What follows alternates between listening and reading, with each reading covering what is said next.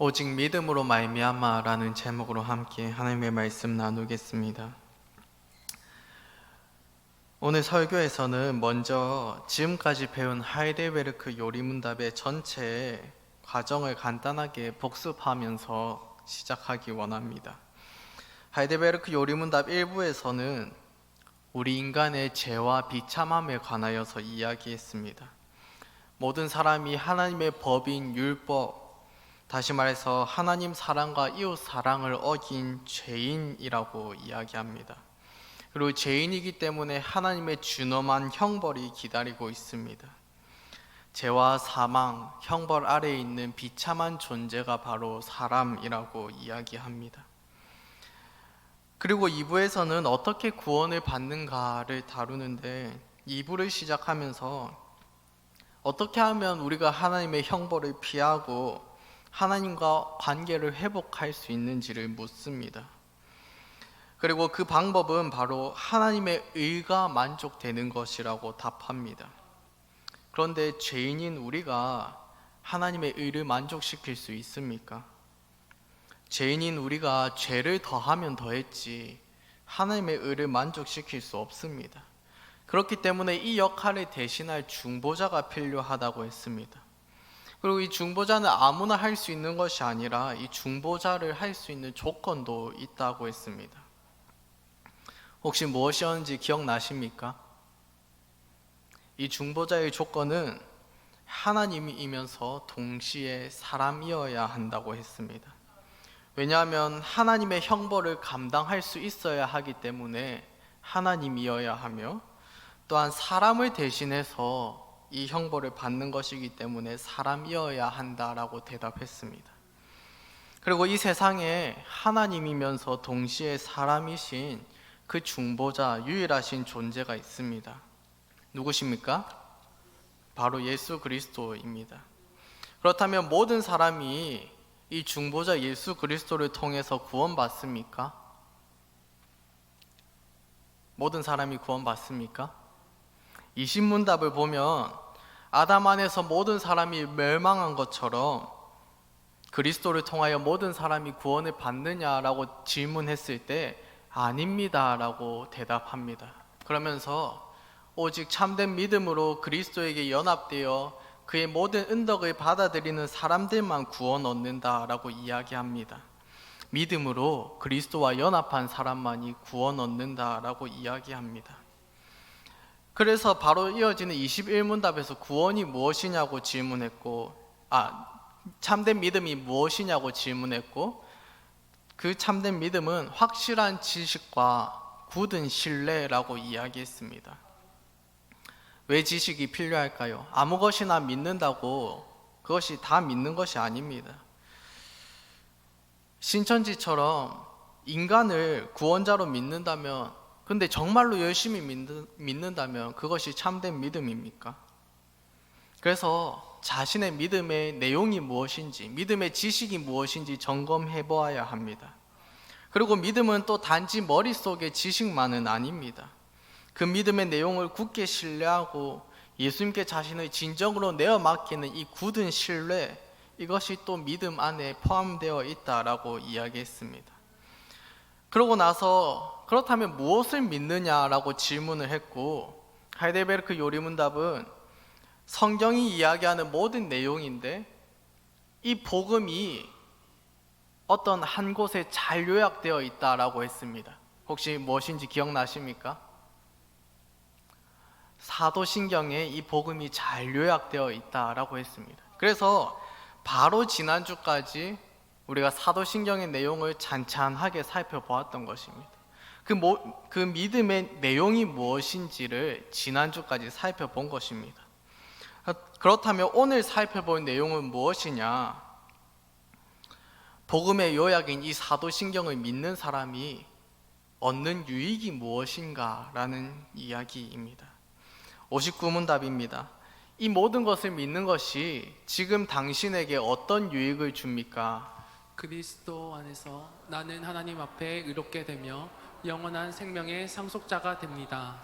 59문답에서 질문을 시작하기를 이 모든 것, 바로 앞인 사도신경을 이야기하죠. 사도신경의 모든 내용을 믿는 것이 지금 당신에게는 어떤 유익을 줍니까? 라고 질문을 합니다. 그리고 두 가지 유익이 있다라고 대답합니다. 하나는 하나님 앞에서 의롭게 되는 것이며 또 하나는 영원한 생명의 상속자가 되는 것입니다. 여기서 두 가지를 이야기하고 있습니다. 하나는 의이고 하나는 생명입니다. 그런데 이 의와 생명에 반대되는 개념도 있습니다. 바로 죄와 사망입니다. 그리고 중요한 것은 의는 생명과 연결되어 있고 죄는 사망과 연결되어 있다는 사실입니다. 그래서 의인은 생명을 누리면서 살아가지만 죄인은 사망의 권세 아래에 있습니다. 그렇다면 우리는 어떤 존재입니까? 성경의 로마서 3장 10절에 말하기를 기록된 바 의인은 없나니 하나도 없다라고 이야기하고 있으며 3장 23절에서는 모든 사람이 죄를 범하였다라고 이야기합니다. 의인은 없습니다. 모든 사람이 죄인입니다. 그렇다면 우리는 의와 생명이 아니라 죄와 사망에 가까운 사람들입니다. 가까운 정도가 아니라 그냥 죄와 사망에 물들어 있는 자들입니다.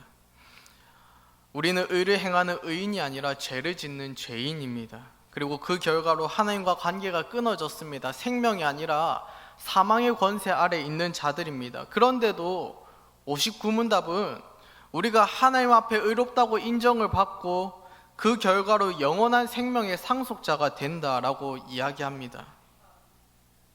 이것이 가능한 일입니까?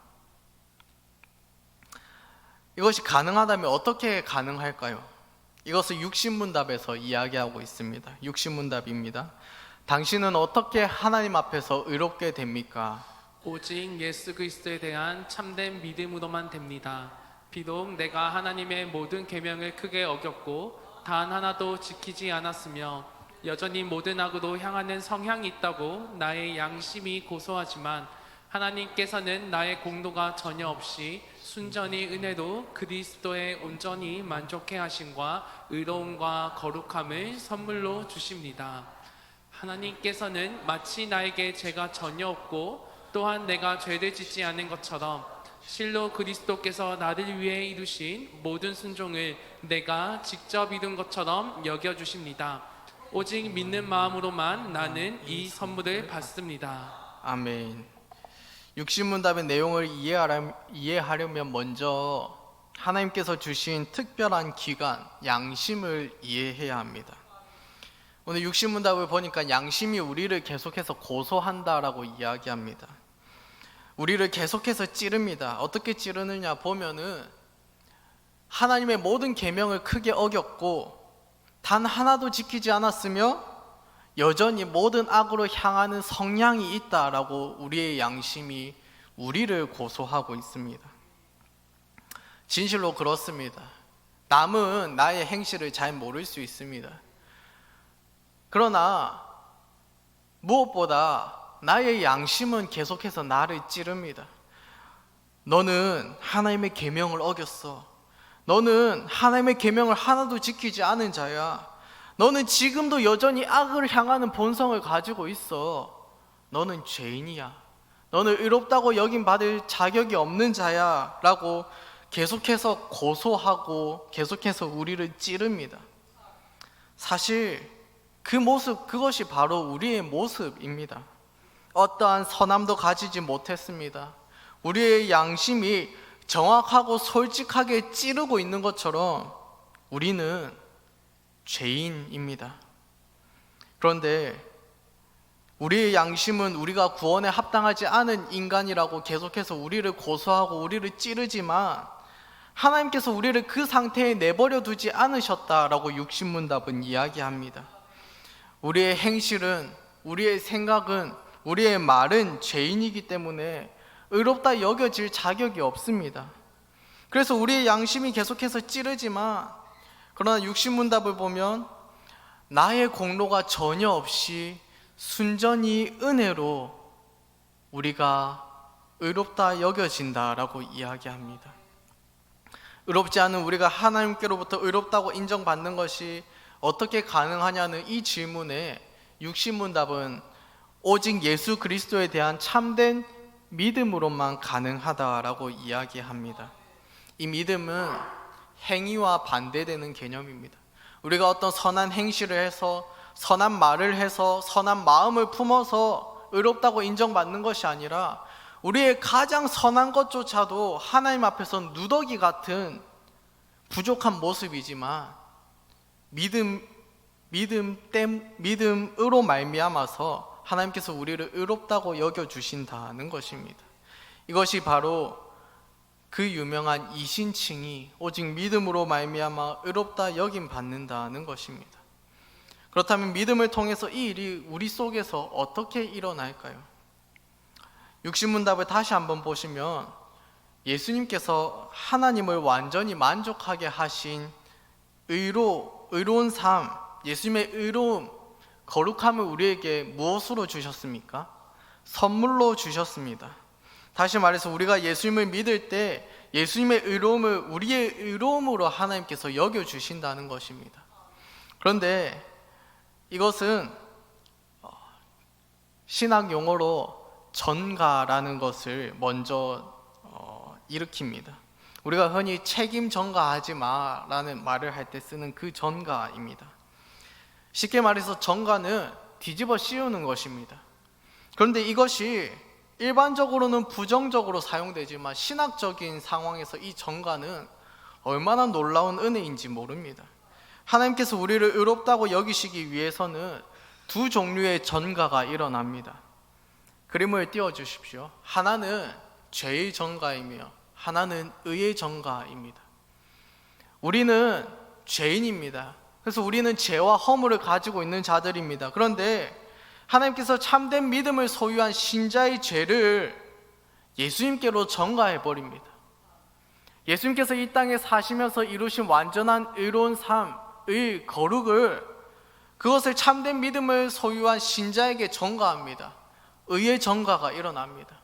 죄의 전가를 통하여서 죄인인 우리의 죄는 그리스도께로 맡겨져 버리고, 의의 전가를 통해서 그리스도께서 이루신 의로운 삶은 우리의 것으로 여겨주십니다.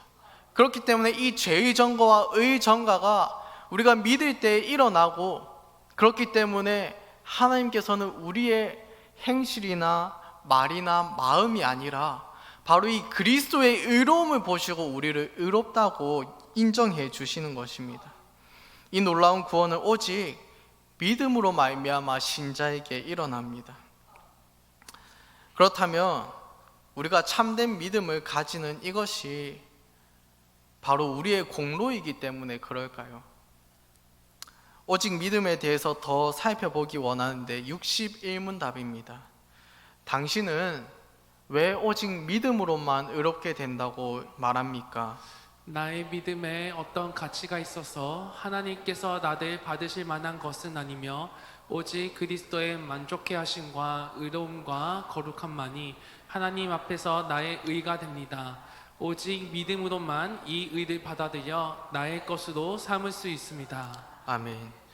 우리 믿음에 무슨 효력이나 가치가 있어서 믿음으로 의롭게 되는지 질문하고 있습니다. 그런데 대답하기를 나의 믿음에 어떠한 가치가 있어서 하나님께서 나를 받으실 만한 것은 아니며 라고 이야기합니다. 우리가 흔히 믿음 때문에 의롭다 여겨진다라고 생각합니다. 그러나 주의할 것은 믿음 때문에가 아니라 믿음으로 의롭다 여겨진다는 사실입니다. 믿음 때문에는 믿음이 우리의 어떤 선한 행실, 공로라는 의미입니다. 믿음이라는 행위 덕분에 우리가 의롭다고 여겨지고 구원받았다는 뜻입니다. 하나님께서 우리 믿음을 보시고 이것이 정말로 가치 있구나 인정해 주신다는 의미입니다. 그러나 성경은 이것을 단호하게 거부합니다. 육신문답에서 이미 이야기한 것처럼 나의 공로가 전혀 없이 순전히 은혜로 우리를 의롭다고 여겨졌습니다. 우리가 의롭다고 여겨지는 것은 우리가 믿음이라는 공로를 쌓아서가 아니라 사실은 우리 믿음조차도 부족합니다. 우리 믿음조차도 죄로 인하여 오염되었습니다. 우리 인간의 믿음은 불완전합니다. 그러나 하나님께서는 우리가 믿기 때문에 의롭다고 여겨주시는 것이 아니라 그리스도께서 의로우시기 때문에 우리를 의롭다고 인정해 주시는 것입니다. 그렇다면 믿음의 역할은 무엇일까요? 믿음은 마치 그릇과 같습니다. 믿음은 그리스도의 의와 거룩함을 담고 있는 그릇입니다. 여러분 퇴근하시고 식사를 다 하셨을 텐데요. 육신의 생명, 육신의 힘은 어디서 올까요? 그릇입니까? 아니면 그릇 안에 담겨있는 음식물입니까? 여러분이 다 저녁을 드셨겠지만 그릇을 드신 분은 아무도 없을 것입니다. 우리 육신의 힘은 그릇에서 오는 것이 아니라 그릇에 담긴 음식물로부터 옵니다. 마찬가지입니다. 믿음이라는 그릇 때문에 우리가 영의 생명을 누리는 것이 아니라 그 믿음이라는 그릇 속에 담겨있는 그리스도의 의와 거룩 때문에 우리는 영의 생명을 누립니다. 참된 믿음으로 말미암아 하나님께서 그리스도의 의와 거룩을 우리에게 담아 주신 것입니다. 그래서 우리는 그 믿음이라는 그릇 속에 담겨있는 그리스도의 의와 거룩함 때문에 의롭다 여김받고 새 생명을 누리게 되는 것입니다. 그리고 더 중요한 한 가지 사실은 이 그릇인 믿음조차도 우리가 어떤 일을 해서 따낸 것이 아니라 우리가 마련한 것이 아니라 우리가 만들어낸 것이 아니라 하나님께서 주셨다는 사실입니다. 믿음은 하나님께서 계시해 주신 복음에 대한 지식이며 또한 그 지식을 굳게 신뢰할 수 있도록 성령 하나님께서 우리 안에 인치시는 그 신뢰의 작용입니다. 다시 말해서 우리 인간의 관점에서는 내가 믿어야지 결단하는 것처럼 보일지 모르지만 사실 그 내면에서 역사하시는 성령의 역사하심 없이 참된 믿음이 일어나지 않습니다. 따라서 우리는 우리의 구원에 있어서는 철저하게 우리가 아니라 그리스도를 주목하여 보아야 합니다. 우리의 구원에 있어서는 포커스가 우리가 아니라 그리스도께 맞춰져야 합니다. 그리스도께서 이 구원을 이루셨고 그리스도께서 이 구원을 우리에게 선물로 주셨다. 그리고 그리스도께서 선물로 주신 이 구원으로 인해서 우리가 하나님으로부터 의롭다는 인정을 받았다는 이 사실을 기억해야 합니다. 우리의 믿음은 공로가 아니라 단지 수단일 뿐이며 오직 그리스도께서만이 우리의 구원을 위한 모든 공로를 세우셔서 우리에게 선물로 주신 것입니다. 그래서 참된 복음을 가졌던 모든 신앙의 선배들은 오직 그리스도 때문에 오직 믿음으로 받아 누리는 구원을 이야기했던 것입니다. 오직 믿음 때문에가 아니라 오직 그리스도 때문에 믿음으로 받는 구원을 이야기했던 것입니다. 오늘 본문의 하이델베르크 요리문답 59에서 61문답을 이렇게 마치면서 그렇다면 이 시대를 살아가는 우리는 어떤 적용점을 가질 수 있을까 고민해 보았습니다. 두 가지로 살피기 원하는데요. 첫 번째로 우리의 구원이 우리에게 달린 것이 아니기 때문에 구원의 확신을 누리시기를 주님의 이름으로 축복합니다. 우리의 행위에 구원이 달렸다면 과연 그 구원에 우리를 맡길 수 있겠습니까? 여러분은 여러분을 믿으실 수 있겠습니까? 저는 저의 악한 본성을 너무도 잘 알기 때문에 저를 믿지 않습니다. 그래서 계속해서 또 자주 이런저런 점검하는 것들을 적어놓고 스스로를 돌아보곤 합니다. 우리의 구원은 우리에게 맡겨져 있다면 우리의 연약함 때문에, 우리의 불확실성 때문에, 우리의 죄성 때문에 그 구원은 너무도 불완전한 것이 될 것입니다. 그러나 그리스도께서 우리 대신에 이루신 모든 구속 사역을 우리가 그저 받은 것이기 때문에 그 그리스도의 확실성 때문에 우리 구원도 확실한 것입니다. 그래서 모호하며 불확실한 우리가 아니라 절대적으로 신실하신 그리스도께서 하셨기 때문에 의심 없이 구원의 확신을 누릴 수 있는 것입니다. 사랑하는 성도 여러분, 이 땅을 살아갈 때에 이런저런 파도로 고난으로 인하여서 이 구원의 확신이 흔들릴 수 있습니다. 그러나 그때에 우리의 모습이 아니라, 우리의 믿음이 아니라 그리스도를 보시고 이 구원의 확신을 다시 한번 점검하시기를 주님의 이름으로 축복합니다. 둘째로, 믿음으로 구원의 선물을 그저 받아들이시기를 주님의 이름으로 축복합니다. 이것이 우리의 상식으로는 쉽게 납득이 되지 않습니다.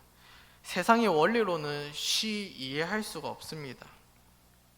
세상의 원리로, 세상의 이치로는 전적으로 베풀기만 하는 사람이 없습니다. 저희 아버지께서 제가 어릴 때 해주셨던 말씀이 하나 있었습니다. 남에게 받기만 하면 안 된다. 그래서 혹 그 사람이 너보다 더 부유해서 2번, 3번 베풀면은 4번, 5번 넘어가기 전에 너도 작은 것이라도 한번 대접해드려야 한다. 그렇게 가르쳐 주시곤 했습니다. 그런데 이것이 우리의 구원에 있어서는 전혀 소용이 없습니다. 이 세상의 이치, 세상의 원리, 상식을 따라서 기독교 역사에서 수많은 이단이 발생했습니다. 믿음만으로 구원 얻는 것이 아니다, 행위도 덧붙여져야 한다라는 헛된 가르침이 계속해서 있었습니다. 그러나 이것은 성경의 가르침과 어긋나며 헛수고일 뿐입니다. 마치 이런 일과 같습니다. 아주 뛰어난 목수로부터 제가 아주 뛰어난 가구를 선물 받았다라고 칩시다. 그런데 제가 그 선물을 받고 나서 정말 멋진 가구인걸, 나도 가만히 있을 수 없지 하면서 제가 사포와 톱을 들고 그 가구를 손대기 시작하면 어떻게 되겠습니까? 그 가구가 더 멋져지는 것이 아니라 목수의 손에서 완전하게 된 그 가구가 제가 사포를 대고 톱을 대는 순간 어그러지고 삐뚤어지고 결국에는 장작더미가 될 뿐인 것입니다. 마찬가지입니다. 적어도 우리의 구원에 있어서 우리가 할 일은 전적으로 없습니다.